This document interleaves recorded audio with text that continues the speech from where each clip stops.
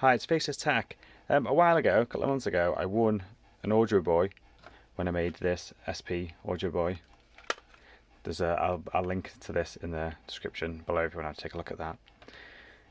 So I won it and I was like, great. I've never had a real Arduboy because they're always like really expensive, for good reason. And then I was a bit gutted that it wasn't the FX one, the new one with the mod chip.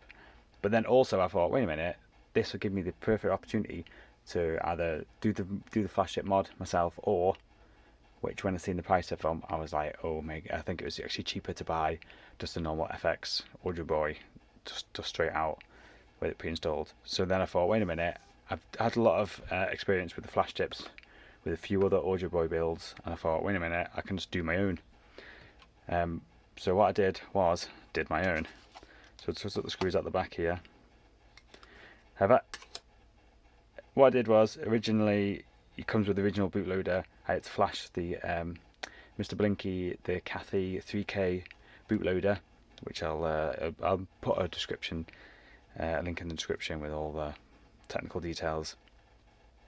But obviously, you just hook it up to the test points here, which are quite nicely spaced. So you can I just soldered some male headers onto them, put some jumper leads onto it, used a USB Tiny, which I always used to flash mine. Flashed it. It was great. Come up with that little, it has like a little USB logo. So I was like, right, we're on the right track. That means there's no flash chip installed. Flashed another game to it just to make sure it was all still working. It worked fine.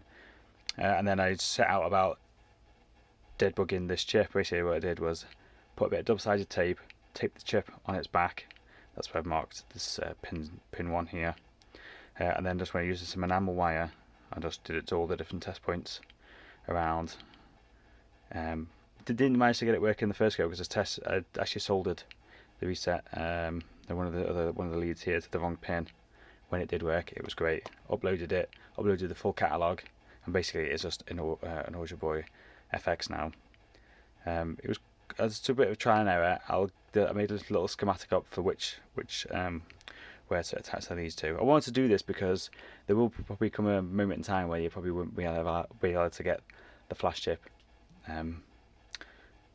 the official one. So I thought I might as well show you how to do an unofficial one. The only thing that was a bit perplexed by, because as far as I know, is that you get the original flash chip and you solder it on with the nice, lovely ribbon flex board, and then you basically just button up your Arduboy and all ready to go. But I noticed that there was a bit of a gap. I don't know in the casing. I don't know if it's just because the way I've done it.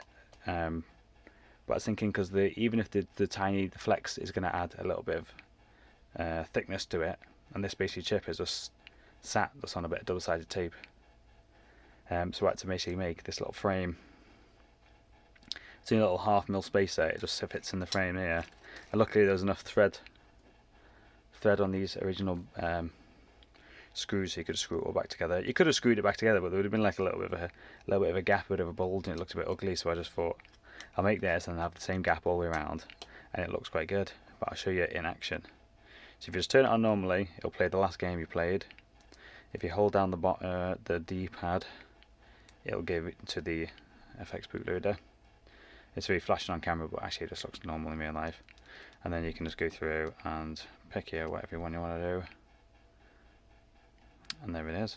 It's on. The only thing I don't like as well about the original Arduboy, is what I do with my ones is add like a reset button. The reset button is down here. I don't know if I'm going to make a mod to either get another button or orientate the button up so that you can press it through the case. It's just an idea, but I just like to, instead of turn it on and off when you're trying different games out, I like to just press the reset button and then you can just reset back.